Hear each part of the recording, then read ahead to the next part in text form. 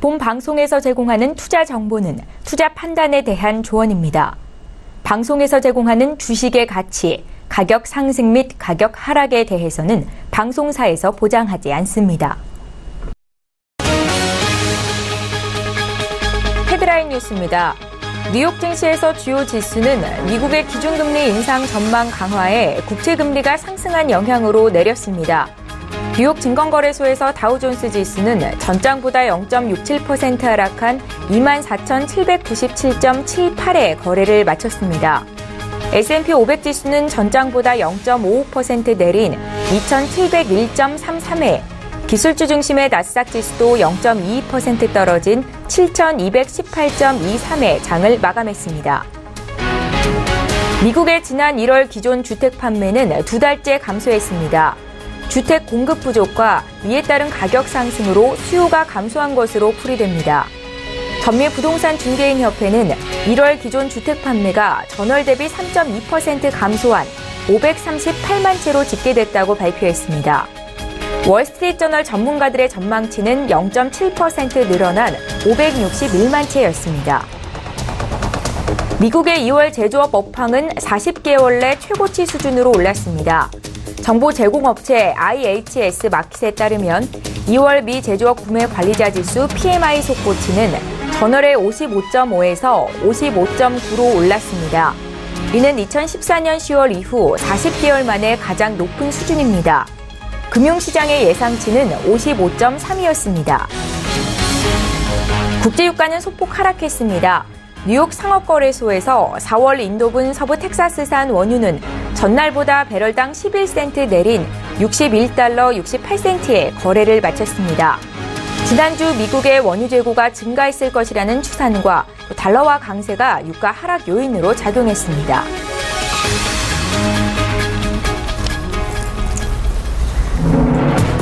시청자 여러분 안녕하십니까? 출발 증시와일드 1부 시작합니다. 최현정입니다. 상승 출발한 미국 뉴욕 증시가 장중 하락으로 전환을 했습니다. 미 연준이 올해 경제 성장과 물가 상승에 자신감을 드러낸 것이 국채금리 상승으로 이어졌고 전반적인 주식 투자자들의 투자 심리를 위축시키는 계기가 됐습니다. 이와 관련해서는 잠시 뒤에 전문가의 의견 듣도록 하겠습니다. 자, 어제 국내 증시 마감 상황도 함께 전해드리죠. 코스피가 개인과 기관의 순매수 속에 강세로 마감이 됐습니다. 특히나 기관 중에 연기금이 오후 들어서 대형주 위주로 매수세를 늘렸는데 연기금의 매수세는 올해 들어서 최대 규모였습니다. 자, 코스닥 지수도 시가총액 상위 종목군들의 고른 상승세 속에서 1% 반등을 했고요. 870선대 안착하는 모습을 보였습니다. 우리 증시뿐만이 아니라 어제 홍콩이 1.5%, 대만 증시가 2.8%나 오르는 등 아시아 증시가 전반적으로 강세였는데요. 오늘은 증시 움직임이 어떨지 증시에 영향을 미칠 국내외 이슈 분석을 도와드리는 시간 갖겠습니다. 2월 22일 목요일이고요. 출첵 일부 시간 지금 본격적으로 시작합니다.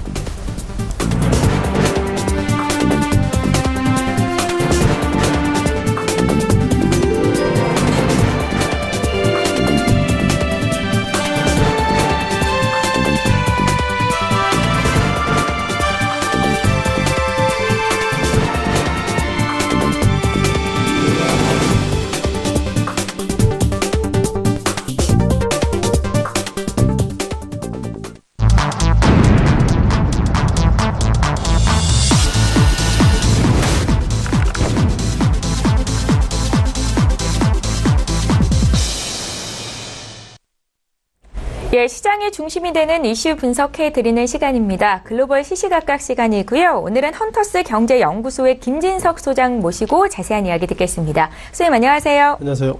예, 간밤에 지난 1월 미 연준의 통화정책회의 의사록이 공개가 됐습니다. 연준 위원들이 경제가 지난 12월 회의에서 예상했던 것보다 빠르게 개선될 수 있다라고 진단한 것으로 나타났다고 하는데 네. 올해 금리 인상 기조가 좀 변화가 있는 건지 내용 좀 함께 봐주십시오. 일단 뭐 FOMC 1월 달에 기준금리 동결이 됐고요. 예. 다만 동결 가운데서 스텝, 그러니까 멤버들이 어떤 얘기했는지 그런 부분들이 오늘 새벽에 나왔던 마이너리티 오브 더 FOMC 그런 어떤 내용이 좀 나와 있다 보겠는데요. 예. 기본적으로 정리하면 1월 달 FOMC 때는 뭐 제니 앨런 의장의 작품이었기 때문에 뭐 3월 달 FOMC가 열리게 되면 이제는 의장이 바뀌었죠. 제롬 파월 의장이 바뀌었기 때문에 1월 달 FOMC 때 기준금리 동결은 제니 앨런, 그러니까 전 의장의 작품이다. 이렇게 좀 말씀드려보겠고요. 자, 그러면 1월 달에 기준금리 동결 가운데서 어떤 내용이 있었는지 잠깐 좀 제가 FOMC 사이트를 좀 그 페이퍼를 다운받았는데요. 그걸 보면서 말씀을 좀 이어서 드리도록 하겠습니다. 네. 자, 이번에는 전체로 의사록이 18페이지가 나오고 있습니다. 18페이지면 통상 이 정도 나오고 있는데요. 통상 기준금리 인상 가능성 이런 얘기 있을 때는 의사록 예상보다 페이지가 30페이지, 40페이지 되는 경우도 있는데 18페이지가 됐다는 것은 그만큼 일단 1월 달은 기준금리 동결에 대해서 이사회 멤버들이 전체적으로 찬성했다 이렇게 보시면 좋겠고요. 주된 내용 가운데서 몇 군데 얘기만 잠깐 좀 드려야 될 것 같습니다. 네.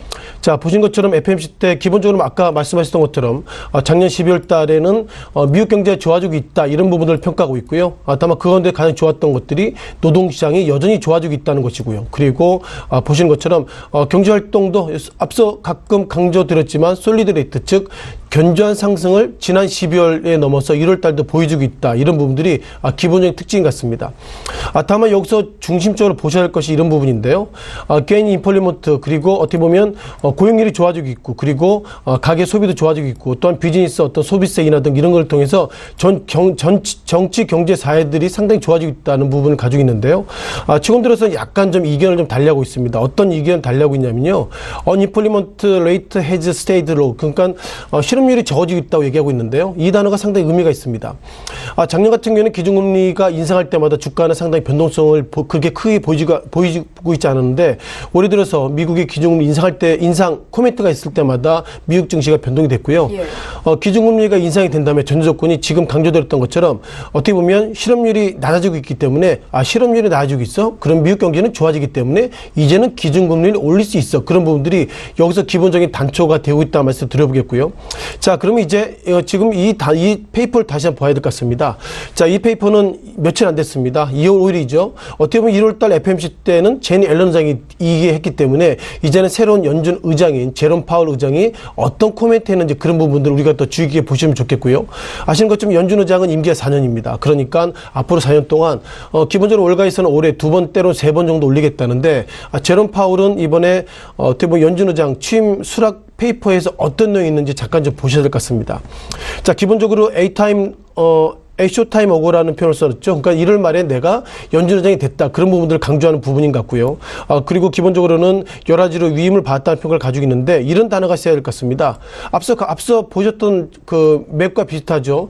실업률이 낮아지고 있다는 것이고요. 또한 경제가 좋아지고 있다. 그리고 인플레이션, 즉 물가 상승률은 2%가 되고 있지 않지만 전체적으로 눈에 띄는 것들은 실업률이 낮아지고 있다는 평가를 가지고 있는데요. 이것은 결국 제롬 파월 신임 의장의 몫이 아니라 전 제니 앨런 의장이 그동안 고생을 해서 실업률을 낮게 내놨다 이렇게 말씀드려보겠습니다. 따라서 우리가 실업률이 왜 이렇게 상당히 의미가 있는지 좀 보셔야 할 것 같은데요. 현재 문재인 대통령도 기본 색깔 가운데서 그만큼 고용을 창출하겠다는 평가를 가지고 있는 걸 보면 기본적으로 미국의 경제 대통령 그리고 한국의 대통령도 일자리 이런 부분들이 상당히 좀 시장의 중심 속에 서 있다는 말씀을 좀 드려보겠고요. 자, 그럼 지금 차트 가운데서 이걸 보셔야 할 것 같습니다. 자, 이것이 미국 10년물인데 먼저 다우지수부터 말씀을 드려봐야 되겠죠. 다우지수가 어제부터 최근 들어서 지난 이틀 동안 약세 모습 기록되어 있습니다. 물론 그 전날에는 우리가 대통령 대회가 있었기 때문에 그 전날까지 약 6일 정도 상승을 보이고 있었습니다만 어제 오늘 이틀 동안 하락. 어떻게 보면 이번에 1월 기준금리 인상, 즉 의사록을 발표를 앞두고 다우지수 하락했다는 걸 보면 이번 1월 달 넘어서 올해 들어서는 기준금리 인상 이런 부분에 있어서 미국 증시가 상당히 알레르기를 좀 보이고 있다. 이런 부분들이 차트 속에서도 좀 녹여있다고 말씀드려보겠고요. 여기서 중심적인 내용이 T빌입니다. 자, 어떻게 보면 앞서 잠깐 좀 보셨던 것처럼 지난 시기에 그러니까 1월 말 이후에 미국 지수가 하락할 때마다 이때 어떤 얘기가 나오냐면요. 이 얘기 나왔습니다. 미국의 국채금리가 통상 10년물이 많이 있죠. 통상 10년물, 20년물 많이 있는데 30년물까지 우리가 본드라는 표현을 쓰는데 10년물은 그냥 T빌이라는 표현을 쓰고 있는데요. 최근 들어서 지난 1월 달 이후에 주가가 하락했을 때 이때 많은 월가 전문가들이 미국에 있는 10년 그 재무성 채권의 금리가 올라가기 때문에 미국 증시가 하락한다 이런 평가를 가지고 있기 때문에 전체로 미국의 지수가 하락할 핑계를 좀 찾고 있는데요. 저 개인적으로는 좀 이견이 좀 있습니다만 눈에 띄는 것들은 미국의 10년물이 최근 들어서 2.9%까지 가고 있고요. 지난 1월 초 같은 경우에는 이게 지금 화면에서는 나왔지만 3%가 나올까 했는데 최근 들어서 미국의 10년물이 2.9까지 나오다 보니까 차트상으로도 이제는 3%까지 지금 화면 우측에 이제 보이고 있는 것 같습니다. 따라서 최근 들어서 왜 이렇게 10년물 관련돼서 가장 관심이 많이 있냐 좀 보셔야 할 것 같은데요. 자, 트럼프 대통령이 작년에 어떤 일이 있었죠? 감세제도, 즉 조세제도를 그만큼 법인세 인하했습니다. 자, 법인세 인하했다는 것은 그만큼 미국이 돈이 없다는 것이고요. 미국이 돈이 없다면 결국 은행의 ATM기처럼 미국의 어떤 그 연준에서 돈을 뺐어야 되는데 돈을 뺐다 보면 한계가 있기 때문에 채권을 발행합니다. 그러다 보니까 미국의 어떤 10년물 같은 경우에는 최근 들어서 2.8, 2.9 그리고 골드만삭스는 약 3%까지 갈 수 있다 이런 평가를 가지고 있는데 따라서 미국 10년물의 그 레이트가 3% 간다 이런 부분들이 주가 하락과 맞물리기에는 좀 석연치 않다 이렇게 좀 말씀을 들어볼 필요는 같습니다. 자, 그렇다면 미국 증시 관련돼서 최근 들어 몇몇 종목들이 눈에 띄고 있는데요. 자, 월마트부터 보셔야 될 것 같습니다. 아시는 것처럼 어저께 주가 하락의 핑계가 월마트의 어떤 실적 부진이 기본적인 첫 번째 이유가 있었고요. 그리고 앞서 보여드렸던 것처럼 미국의 그 10년 채권의 금리가 올라가고 있다. 이런 두 가지 핑계가 있는데 자, 무엇보다 월마트가 트럼프 대통령 이어서 작년 한 해 동안 미국 증시가 그렇게 상승했는데도 불구하고 어떻게 보면 오프라인의 공룡인 월마트가 왜 이렇게 하락했을까요? 제가 볼 때는 하락한 것 아닙니다. 다만 눈에 띄는 것들이 이 종목들이 월마트가 작년 한 해 동안 어마무시하게 급등했기 때문에 너무 주가 급등을 해서 눈높이가 높아져 있다고 보니 월가 있는 증권 전문가들이 월마트가 작년 한 해 동안 주가가 상승했기 때문에 4분기 실적이 예상보다 좋아졌을 거야. 그런 어떤 모습을 가지고 있는데요. 다만 4분기 실적이 애널리스트의 측정치보다 즉 전망치보다 떨어졌기 때문에 주가가 충격을 받고 있는데 제가 볼 때 이런 충격은 결국 작년에 주가가 너무 좋았던 그런 어떤 반대 급부라고 좀 말씀을 드려볼 필요가 있습니다. 일단 월마트에 이어서 우리가 아마존에 대한 리뷰를 좀 드려봐야 되겠는데요. 월마트와 아마존 좀 눈에 띄는 것 같습니다. 앞서서 월마트는 우리가 오프라인의 공룡주라고 말씀드려봤고요. 자, 아마존은 우리가 처음에는 오프라인에 시작해서 이제 온라인으로 들어오기 때문에 전적인 트렌드 관련돼서 한국 증시를 보면 결국 이마트가 최근 들어서는 오프라인에서 온라인으로 넘어가고 있죠. 이마트몰, 이런 또 신세계 어떤 SSG 이런 어떤 사이트를 하나로 온라인으로 간다는 것을 보면 이마트가 이제는 월마트보다 아마존 같이 온라인에 상당히 강점을 갖고 있다 이렇게 보는 거 좋을 것 같습니다. 따라서 아마존의 주가는 하락했습니다만 월마트의 주가가 어떻게 보면 그 월마트의 주가가 하락했음에도 불구하고 아마존의 주가가 상승했다는 거 보면 이제 한국 증시 넘어서 한국에도 이제는 오프라인을 넘어서 온라인으로 가는 유통업종 등이 다시 한번 상승할 수 있다 이렇게 좀 정리를 드려야 될 것 같습니다. 따라서 이틀 전을 비롯해서 뉴욕 증시 하락이 앞서 보여드렸던 그 미국의 어떤 10년물 채권 즉 기준금리 인상 때문에 주가 하락했다기보다 작년 한 해 동안 미국의 증시가 상승했기 때문에 최근 들어서는 작년 한 해 동안 상승했던 후유증 속에서 종목들이 하락했다고 말씀 드려보겠고요. 자, 이제 중심은 3월달입니다. 지금 현재까지 트렌드를 보면 미국 월가에서는 결국 3월달에는 기준금리 인상할 수 있다 이런 평을 가지고 있는데 3월달에 인상할지 안 할지는 지금 모릅니다. 아시는 것처럼 이제는 연준 의장이 제니 앨런 의장에서 이제는 제롬 파월 의장으로 바뀌었기 때문에 물론 제롬 파월 의장 같은 경우에는 실은 어떻게 보면 경제학자가 아니죠. 어떻게 보면 그 로펌에 있었던 기본적으로 그 변호사 출신이기 때문에 변호사 출신이 과연 금융을 얼마나 할까 이런 어떤 비아냥 소리도 있고 또한 트럼프 대통령과 가장 코드가 많이 있기 때문에 어떻게 보면 경제적인 데이터, 베이지북을 비롯해서 경제적인 데이터보다 트럼프 대통령이 야 금리 올려라. 그러면 금리를 올리고 또한 금리를 내려라. 그리고 금리를 내리는 그런 어떤 예상보다 제롬 파월 관련돼서 독립성에 상당히 퀘스천마크가 있기 때문에 최근 들어서 미국 증시의 상승 하락 그 가운데서 기준금리 인상을 상당히 의구심으로 바라보이는 것은 경제가 좋으면 기준금리 올리는 것은 맞는 것인데 제롬 파월 의장이 정치적인 트렌드에 따라서 기준금리의 어떤 원칙을 훼손될 수 있다. 그런 부분 때문에 최근 들어서 미국 증시의 급락 때론 하락은 결국 제롬 파월이 정치적인 성향이 얼마나 많을 것인가 그런 리스크 때문에 미국 증시가 변동성이 커지고 있다. 이렇게 단정적으로 말씀을 드려보겠습니다. 예, 금리 인상 시기에 맞는 투자 전략을 가져가는 게 맞겠군요. 네, 그렇죠. 예. 아신 것처럼 그 제롬 파월 같은 경우에 상당히 좀 의견이 분분했는데요. 따라서 3월 달에 과연 직전 의장이 제니 앨런 의장이 3월 달부터 올해 12월 달까지 3번 정도 기준금리를 올리겠다 이런 얘기를 했기 때문에 그런 정책성을 통일하려고 그러면 제롬 파월 의장도 동일하게 올리는 것이 전체적인 금융의 통일성을 위해서는 좀 맞다라고 좀 생각하고 있습니다. 예, 저희 이제 두 번째 이슈로 좀 넘어가 보겠습니다. 한때 급락세를 보이며 지지부진한 움직임을 보였던 가상화폐, 암호화폐가 다시 상승하는 움직임을 나타내고 있습니다. 자, 우리 금융당국은 정상적인 가상화폐 거래는 지원하겠다라는 입장을 밝혔고 이 같은 우리 정부의 규제 완화 움직임에 해외에서도 큰 관심을 보이고 있습니다. 가상화폐 거래는 앞으로 조금 더 활성화가 될까요, 소장님? 네, 가상화폐, 비트코인, 암호화폐, 수많은 단어 쓰이고 있는데요. 작년 12월 달에는 저는 비트코인 댓글 좀 보면 팔자를 고쳤다는 분도 계시는데, 작년 이후에 올해 주가가 하락을 해가지고 상당히 방향성 모르겠다 이런 부분들이 기본적인 중심인 것 같습니다. 아시는 것처럼 지난 2월 달이죠. CFTC, 그러니까 미국 상품 선물거래위원회에서 그 미팅을 했는데 그때 CFTC 위원장이 어떤 얘기냐면요. 비트코인 관련돼서 우리 아들도 좀 하는 것이 맞고 난 상당히 긍정적으로 본다. 이런 모습 속에서 미국은 비트코인 관련돼서 그리고 가상화폐 관련돼서 긍정적으로 보는 거나 그런 어떤 시그널을 우리가 좀 캐치했던 것 같고요. 지난 시기 1월 달에 어떻게 보면 한국의 가상화폐 어떤 주가가 상당히 급락했습니다. 제가 보는 그 사이트를 가상화폐 사이트를 좀 잠깐 좀 보면요. 올해 초에 그 비트코인 그 가격이 한 개당 2,600만 원, 그리고 이 시각 현재는 약 1,200만 원대 밴드를 좀 지나고 있는데요. 자, 작년 올 1월 달 얼마 안 됐습니다. 1월 달에 한 개당 2,600만 원 주고 사고 팔고 했는데 이 시각 현재는 1,200만 원대. 어떻게 보면 상당히 지난 2월 초 같은 경우는 600만 원대가 급락했기 때문에 이런 모습을 어떻게 바라봐야 될지 상당히 판단 좀 어렵다고 좀 느끼고 있는 것 같고요. 중요한 것은 올 1월 달에 주가 하락하는 것은 제가 볼 때 정부 정책, 그 가운데서 정부가 주가를 너무 하락했다. 이런 어떤 정부가 기본적으로 좀 책임이 있다 좀 말씀드려보겠고요. 자, 그러다 보니까 국민청원에서 이렇게 올랐습니다.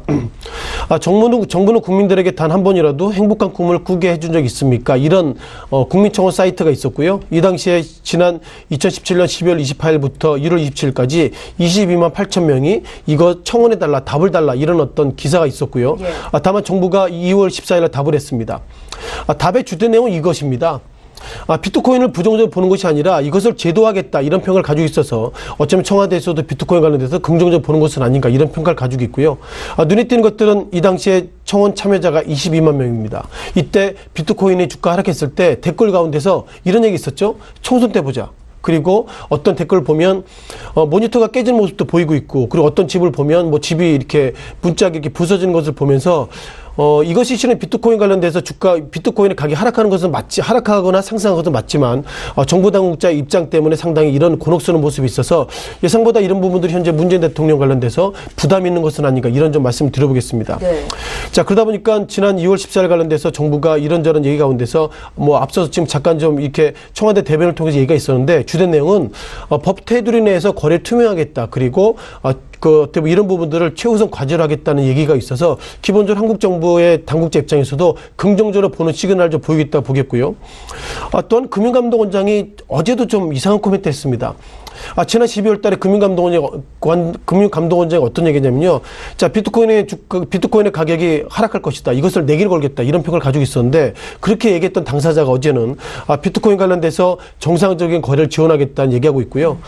금융감독원이라고 그러면 우리가 통상 관치의 가장 중심인데 이렇게 금융감독원장이 작년 12월 달에는 부정적인 얘기 그리고 두 달도 안 돼서 긍정적인 얘기하고 있어서 기본적으로 비트코인의 어떤 방향성은 일단 정부가 상당히 혼돈성을 보이고 있는 것은 아닌가 이렇게 좀 캐치될 것 같습니다.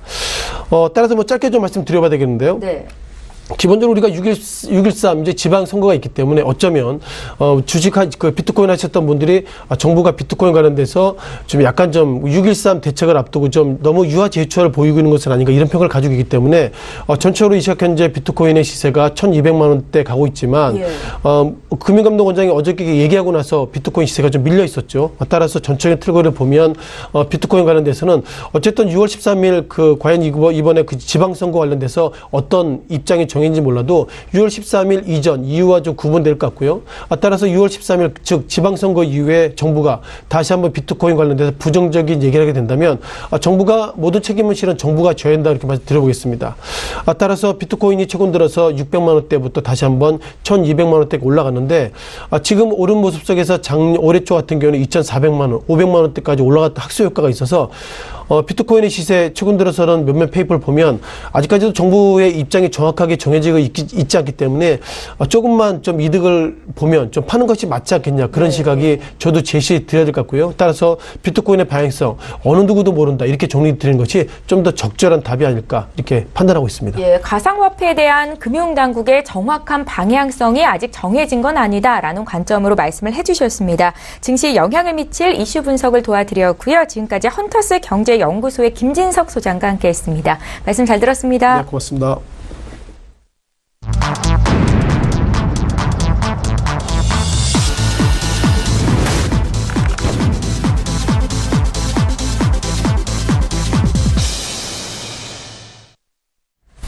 예, 이번에는 국내 시장 쟁점을 보겠습니다. 라이브 이슈타임 시간이고요. SK증권 영업부 PIB 센터의 이재강 이사님 화상으로 만나봅니다. 안녕하세요. 네, 안녕하십니까. 예, 반갑습니다. 첫 번째 이슈부터 보겠습니다. 2월이 막바지에 접어들고 있는 가운데 대기업들의 정기 주주총회 시즌이 임박하고 있습니다. 자, 올해도 주주총회가 특정일에 몰리는 이 슈퍼 주총대의 문제는 해소가 되지 않을 것으로 보이는데요. 관전 포인트는 어디에 있을지 의견 좀 전해주십시오. 네. 자, 이제 본격적인 어닝 시즌이 이제 돌입하면서 이제 주총 시즌이 됐죠. 자, 통상적으로 보통 연초 3월 달에 주총이 집중되어 있습니다. 그래서 지난해부터 정부가 이 너무 한 날짜에 집중화되어 있는 이 주총대회를 분산하고자 하는 여러 가지 다각적인 노력을 했습니다만 올해도 역시 이 슈퍼 주총대회의 어떤 집중도는 예전과 똑같은 그런 모습을 보이고 있지 않나 생각이 됩니다. 그래서 주주총회 이 분산은 소액 일반 투자자들을 위해서, 그렇죠? 한 날에 집중되다 보면은 참석하고 싶어도 참석 못하는 소액주주들을 위해서 정부가 분산을 노력을 했는데요. 그러나 올해도 재현되는 그런 모습입니다. 통상적으로 12월 결산 법인 상장사가 951개인데요. 이 951개 중 3월에 주총을 하는 곳이 대부분이죠. 거의 99%에 육박하는 938곳이 3월 달에 주총을 실시한 그런 모습이고요. 그 3월 달에 중에서도 3개일, 3월 22일, 그리고 3월 28일, 그리고 3월 23일, 이 3개 날에 집중되는 그런 양상을 보여주고 있습니다. 무려 이 집중도가 50%를 넘어서는 그런 모습이죠. 우리나라의 경우는 51.4%가 3월 달에 이제 집중되고 있는데요. 미국은 한 10% 정도, 그리고 영국은 한 6% 정도. 그러니까 한 날짜에 집중되는, 그러니까 3일 간격으로 집중되는 그 비율을 보더라도 우리나라가 그렇죠? 일정 시간에 집중되는, 일정 날짜에 집중되는 그런 모습을 보이고 있다. 이렇게 말씀을 드릴 수가 있겠습니다. 그러나 이 또한 점진적으로 개선될 가능성이 크지 않을까 생각이 됩니다. 왜냐하면 지난해 3월달 집중도, 3월달 중에서 특정일의 집중도가 70%를 넘어섰 것에 비한다면 올해는 한 50% 정도, 한 20% 정도 감소한 그런 모습을 보여주고 있다. 이렇게 말씀드립니다. 지속적으로 정부가 이 주총 날짜를 분산하고자 하는 강력한 의지를 표명하고 있기 때문에 점진적으로 이것은 세계 글로벌 시장 평균에 맞춰지도록 계속해서 하향될 것으로 이렇게 예상이 되고 있습니다.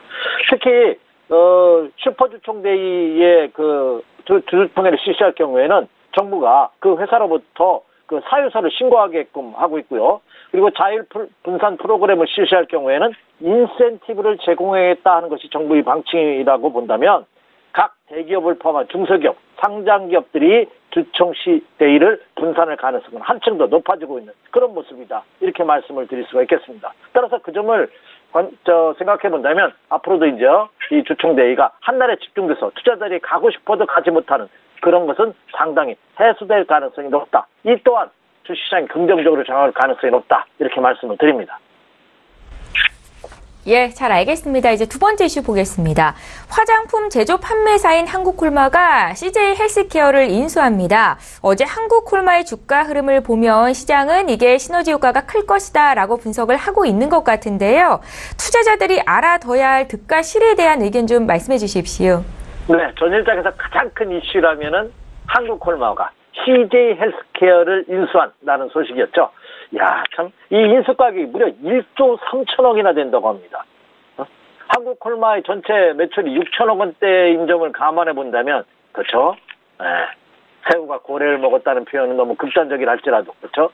어떤 한국 콜마 회장의 어떤 적극적인 사고, 기업 운영 방침이 표현된 것이 아닌가 이렇게 생각이 됩니다. 여튼 한국 콜마가 CJ 헬스케어를 인수함으로써 일부 단기 자금 수급의 악화가 이어질 수 있다 하는 우려감을 표명하고 있습니다만, 그러나 중장기적으로는 긍정적인 시너지 효과를 낼 가능성이 크지 않을까 이렇게 생각이 됩니다. 왜냐하면 지금 한국 콜마가 취재하는 것이 더마 시장입니다. 더마 시장이라는 것은 뭐냐면 화장품에 의학적 치료 효과가 있는, 다시 말해서 일반 화장품에 치료용 제약 기술을 적용한 화장품을 출시하는 것을 더마 시장이라고 하거든요. 이 더마 시장을 적극적으로 취재하는 한국 콜마에, 그렇죠, 날개를 단 듯한 천군만마를 얻은 그런 효과를 나타낼 가능성이 크다 이렇게 말씀을 드릴 수 있겠습니다.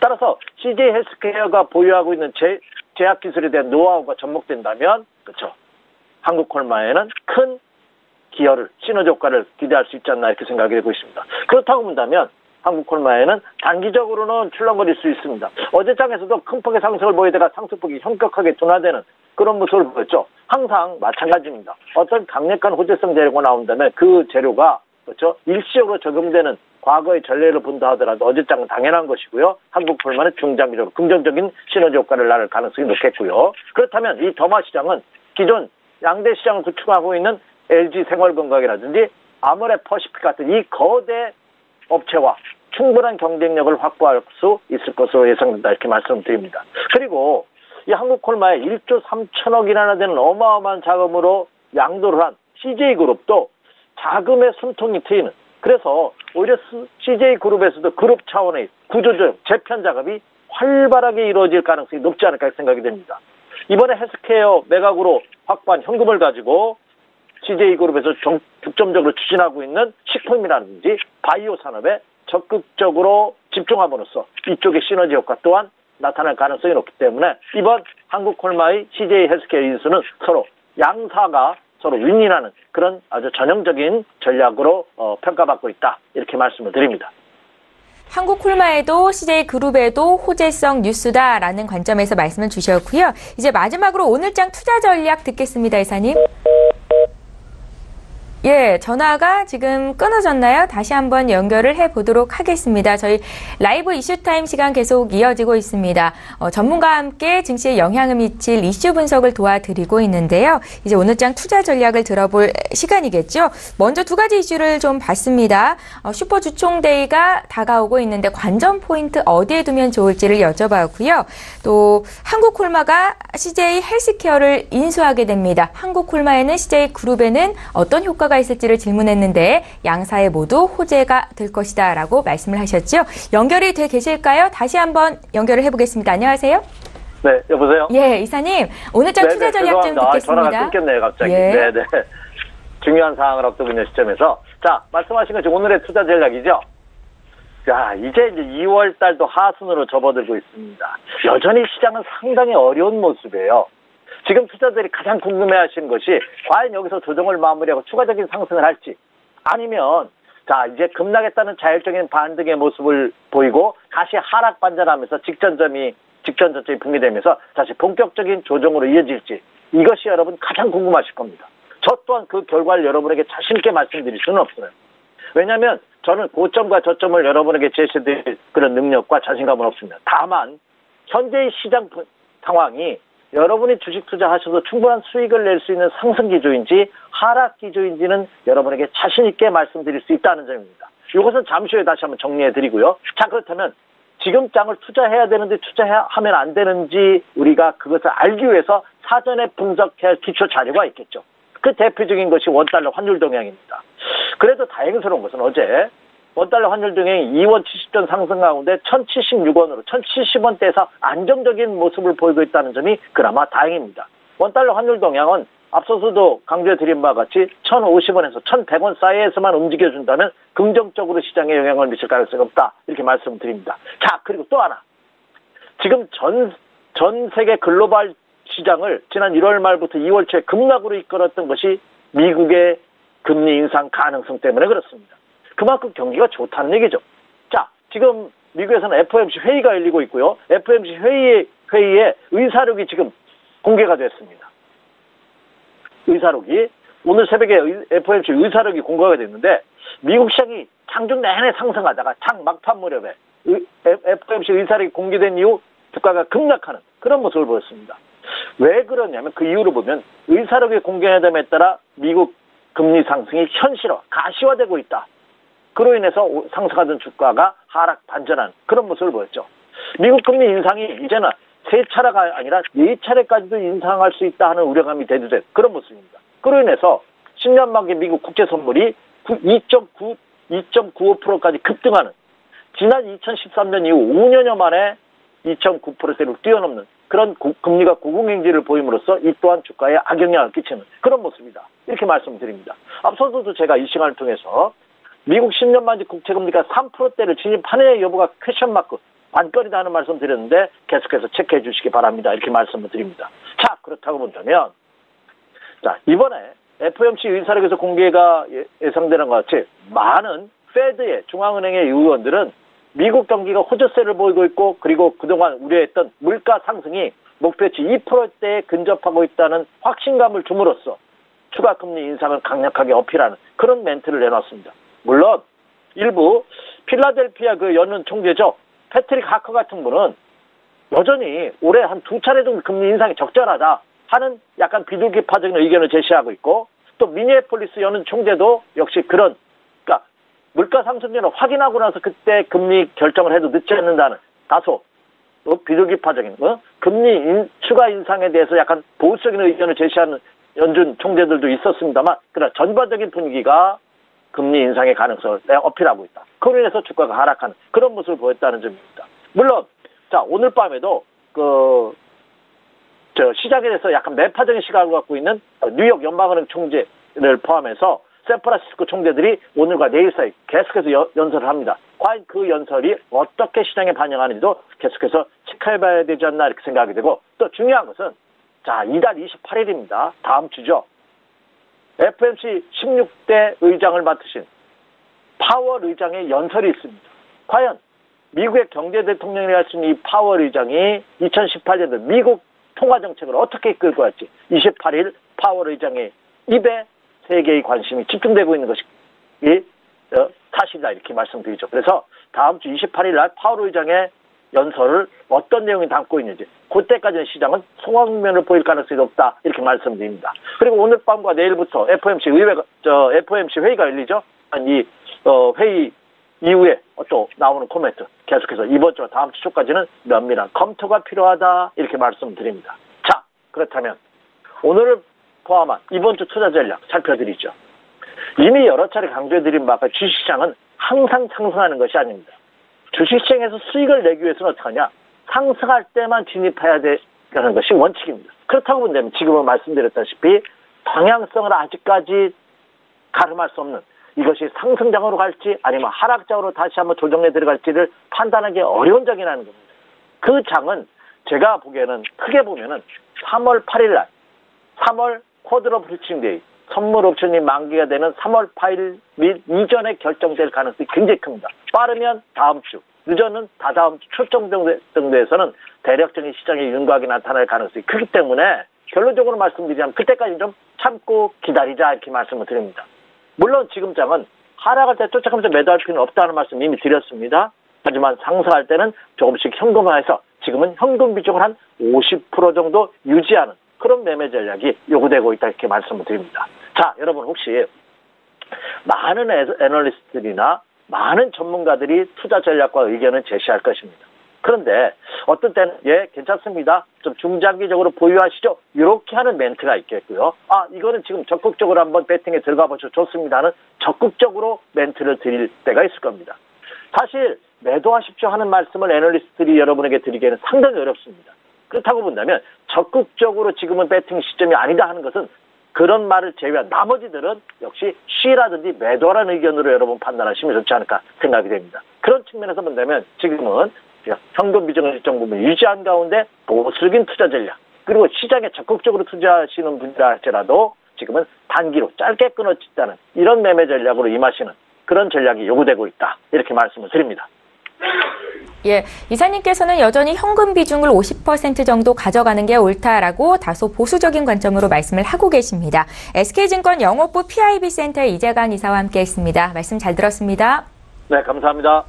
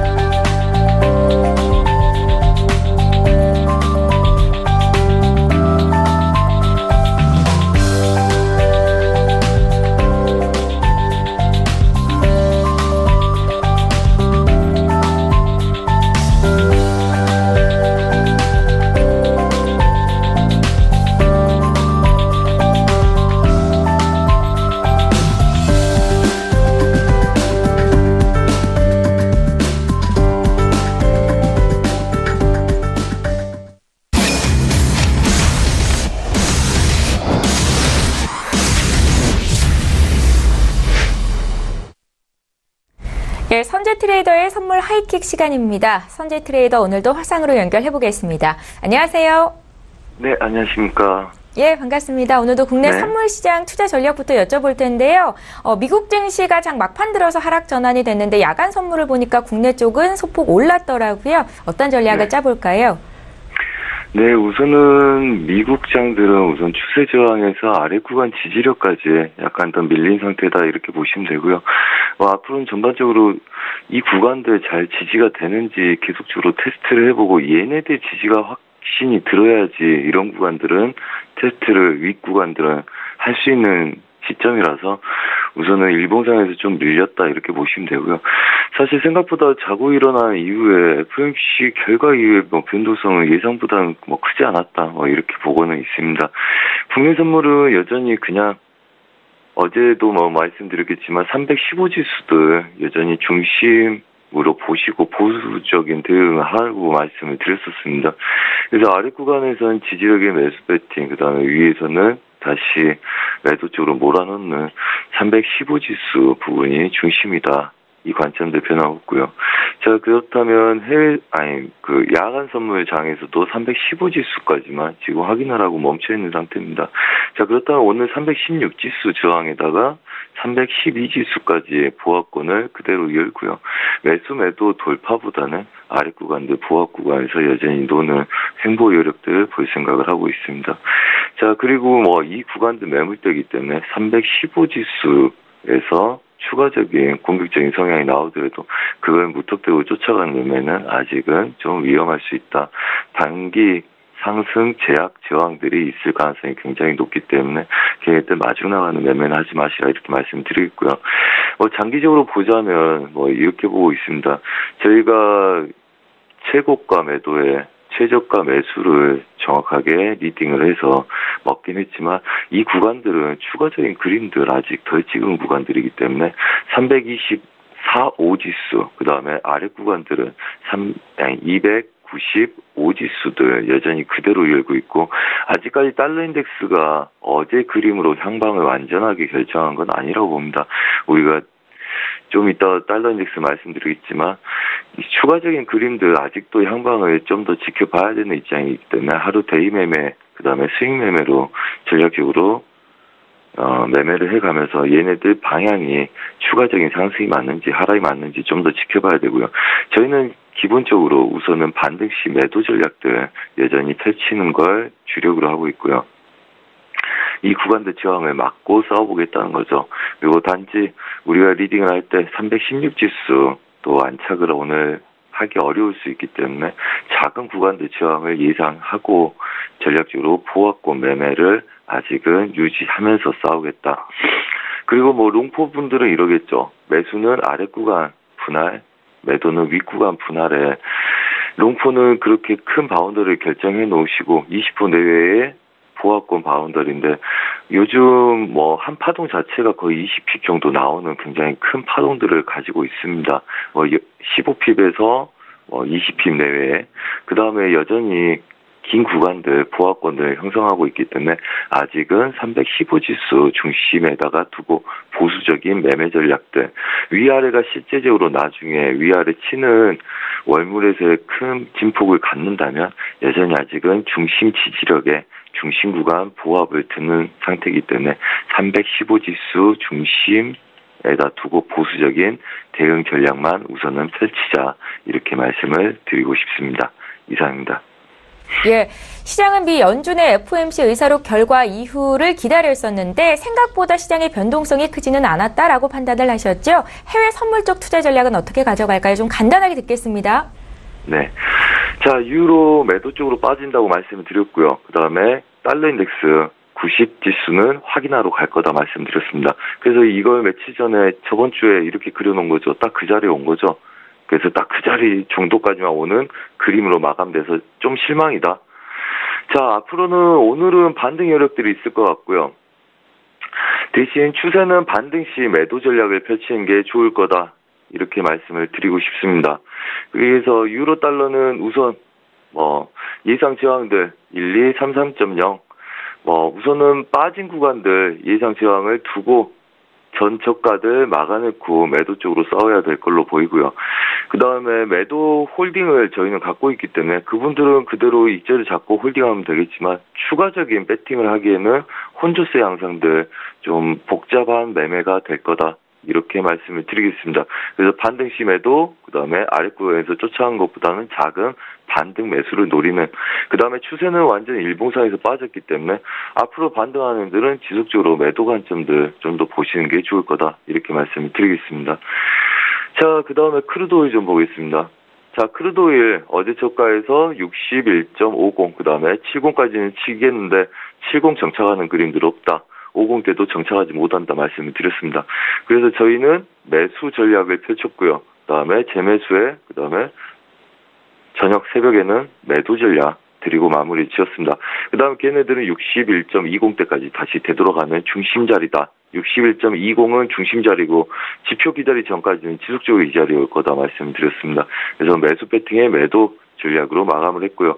오늘 예상 저항들은 61.50부터 61달러를 아시아 유럽장에 지속적으로 지켜내는지를 보고 보합 매매 관점에 반등 매도 우위로 배팅을 할 생각입니다. 자, 그리고 골드입니다. 자, 골드도 달러 인덱스 영향 그대로 받기 때문에 똑같은 매매가 되겠죠. 유로 달러하고 비슷한 구간들의 배팅이라고 보시면 됩니다. 자, 어제는 아시아 유럽장 눌림 매수, 그 다음에 지표 전까지는 지속적으로 미장부터 매수 쪽 배팅을 했었고요. 유로 달러 같이. 그 다음에 장 FOMC 때는 저희는 매도 관점을 봤기 때문에 달러 인덱스가 강하다는 이야기죠. 예상대로 달러 인덱스가 강하게 어제 나왔기 때문에 당연히 저가 다시 한번 확인을 했다. 하지만 저희가 예상한 것만큼 많이 내려가지 않았다. 그래서 좀 실망이다. 자, 오늘은 반등 시 매도 전략, 그 다음에 아시아 유럽장은 반등 매수 전략을, 눌림 매수 전략을 펼치신다고 보면 되고요. 그래서 아시아 유럽장은 지속적으로 다시 되돌아가는 힘들이 있을 거다, 이렇게 보고 있고, 그 다음에 얘네들은 갖고 가서 일반적으로 1.330까지는 지속적으로 테스트할 가능성이 높기 때문에 이 구간부터나 매도 관점들 전략적으로 펼쳐봐야 되겠다. 그래서 아시아 시장은 눌림 매수 관점, 그 다음에 유럽 미장에서 막힌지로 확인하고 매도 관점으로 돌리는 보셔야 되고요. 무턱대고 쫓아가는 거는 여전히 위험하다. 이렇게 말씀드리겠습니다. 전저가를 깨고 다시 끼어들려 가려고 노력하는 아이들, 저가 두려움에 차익 매물이 나올 가능성이 높기 때문에 저가 쳤다 해서 무조건 쫓아가지 마시고 매도는 반등을 노리셨다가 하는 전략들 펼치시면 큰 무리가 없을 만한 그림이다. 이렇게 말씀드리겠습니다. 아마도 아직은 혼조세고요. 달러 인덱스 자체가 90 지수를 아직 깨지 못했기 때문에 우리가 예상한 거는 추세 매수에 90 지수를 확인하고 추세가 돌파한지를 본다 그랬죠. 그래서 아직 돌파하지 못했기 때문에 추가적인 진폭 파동 여부에 추가적인 반등, 그래서 돌파가 있을 때만 돌파를 인정하고 싸우시는 게 좋을 듯 보입니다. 물론 저희 방에서 같이 하셨던 분들 롱포로 그대로 유지하는 거는 괜찮습니다. 이때를 89.60대 이상 밀리지 않으면 그냥 신경 쓰지 않고 지속적으로 오버를 해서 한 번쯤 보시는 게 좋다. 이렇게 말씀을 드리고 마무리를 하겠습니다. 네. 예, 국내외 선물시장 투자 전략 오늘도 선재 트레이더 연결해봤습니다. 잘 들었습니다. 네, 감사합니다. 예, 출발 싱시와이드 1부 여기서 마칩니다. 잠시 뒤 2부 시간에는 시청자 여러분들 고민하고 계시는 종목 상담 도와드립니다. 샵 0082번으로 연락 주시면 되겠고요. 문자 보내실 수 있는 번호입니다. 건당 100원의 정보 이용료가 부과된다는 사실도 함께 전해드리겠습니다. 저희는 잠시 뒤 2부 시간으로 다시 오겠습니다. 고맙습니다.